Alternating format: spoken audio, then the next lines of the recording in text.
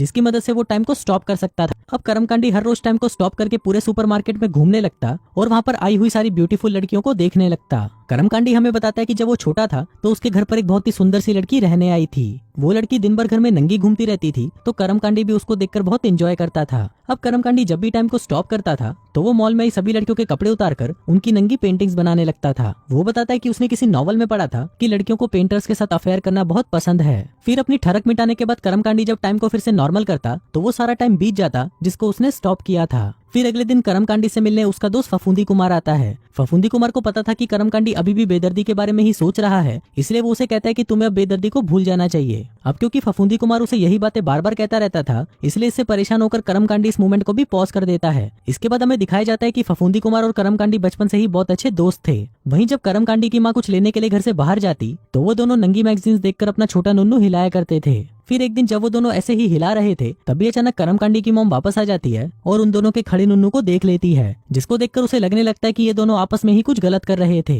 फिर टाइम वापस अनफ्रीज करने पर फफूंदी कुमार उसे कहता है कि तुम्हें कभी मेरे साथ कोठे पर चलना चाहिए। अभी सुनकर कर्मकांडी को अपने बचपन का एक किस्सा याद आता है जिसमें उसके घर के पास चूची 64 नाम की एक लड़की रहती थी जो कि 10 रुपए के बदले उनको अपना घोंसला दिखाती थी। वो अपने मोहल्ले में इतनी ज्यादा मशहूर थी कि उसके घोंसले को देखने के लिए उसके घर के बाहर हमेशा लड़कों की लाइन लगी रहती थी। फिर अगले दिन हम देखते हैं कि पहली बार कर्मकांडी और जालिम जहरीली की नजरों से नजरें मिली थी। वहीं लॉकर रूम में जालिम जहरीली को भूख लग रही थी तो वो कर्मकांडी का सैंडविच खा जाती है। अब ये मूवमेंट कर्मकांडी के लिए एक रोमांटिक मूवमेंट था और वो उस मूवमेंट को जाने नहीं देना चाहता था। वो उस टाइम को फ्रीज करना चाहता था, लेकिन जालिम जहरीली फिर भी चली जाती है। अब इसे कर्मकांडी को काफी अच्छा लगने लगता है कि फाइनली वो बेदर्दी को भूलता जा रहा था। लेकिन इसी दौरान वहाँ पर वो दोनों चूतिए आ जाते हैं। तभी बबलू भैंचो कहता है कि आज मैंने जालिम जहरीली को डेट के लिए पूछा और उसने मुझे हाँ बोल दिया। अभी सुनकर कर्मकांडी सैड हो जाता है और हमें बताने लगता है कि हमेशा उसके साथ ये सब चीजें होती रहती हैं। वो जिस भी लड़की को लाइक करता है वो उसे छोड़कर चली जाती है। फिर हमें दिखाया जाता है कि जब वो छोटा था तो वो अपनी टीचर को लाइक करता था, लेकिन टीचर के साथ तो वो घचाघच नहीं कर सकता था, इसलिए वो अपनी एक क्लासमेट चुस्की को लाइक करने लगा। फिर एक दिन चुस्की का एक्सीडेंट हो गया जिस वजह से उसका एक हाथ टूट गया था। फिर सभी क्लासमेट्स ने उसके प्लास्टर पर सिग्नेचर किए थे,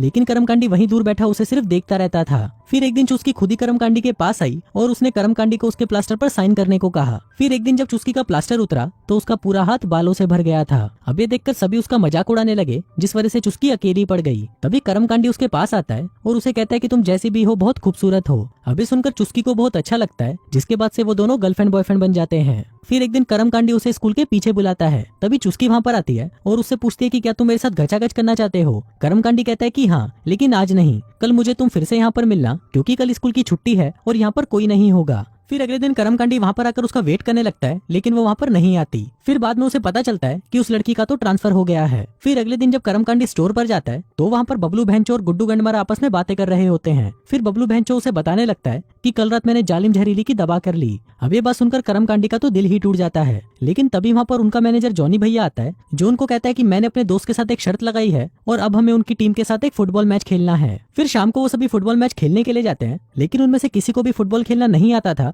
इसलिए वो बुरी तरह से हार रहे थे। अभी सबसे कर्मकांडी बोर होने लग जाता है, इसलिए वो टाइम को स्टॉप करके इधर उधर घूमने लगता है। फिर जब वो कुछ लेने के लिए कैफे में जाता है तो वो वहाँ पर एक आदमी को देखता है जो अनफ्रीज होकर वहाँ से भाग जाता है। फिर जब कर्मकांडी घूम फिर कर टाइम को फिर से नॉर्मल करता है, उसी दौरान बबलू भैंचो बॉल को इतनी जोर से हिट करता है कि उससे लगकर जॉनी भैया का नाक टूट जाता है। अब बबलू भैंचो उसे हॉस्पिटल ले जाने लगता है, जिस दौरान वो कर्मकांडी को कहता है कि जालिम जहरीली को घर छोड़ देना। अब घर जाने से पहले कर्मकांडी और जालिम जहरीली एक कैफे में जाते हैं, जिस दौरान कर्मकांडी उससे पूछता है कि क्या तुम और बबलू भैंचो डेट कर रहे हो। इस पर जालिम जहरीली कहती है कि ऐसा कुछ नहीं है, हम दोनों तो सिर्फ अच्छे दोस्त हैं और मैं उसके साथ मूवी देखने सिर्फ एज ए फ्रेंड गई थी। अभी सुनकर कर्मकांडी खुश हो जाता है, जिसके बाद वो दोनों कुछ देर तक तो बकचोदियां करते हैं और फिर कर्मकांडी जालिम जहरीली को उसके घर छोड़ देता है। अब जाने से पहले ये दोनों एक दूसरे को किस करने लगते हैं, लेकिन वो ढंग से कर नहीं पाते। फिर अगले दिन जॉनी भैया सभी को बुलाकर कहता है कि उसका बर्थडे आने वाला है, तो सभी को उसके घर पर पार्टी में आना होगा। वहीं जालिम जहरीली कर्मकांडी से पूछती है कि क्या तुम उस रात मेरे साथ चलोगे, जिस पर कर्मकांडी उसे हाँ कर देता है। इसके बाद मैनेजर सभी लड़कों को बुलाता है और कहता है कि बर्थडे पार्टी में एक स्ट्रिपर भी होनी चाहिए, जिसका इंतजाम वो कर्मकांडी को करने के लिए कहता है। अब कर्मकांडी को पता नहीं था कि वो इसका इंतजाम कैसे करेगा,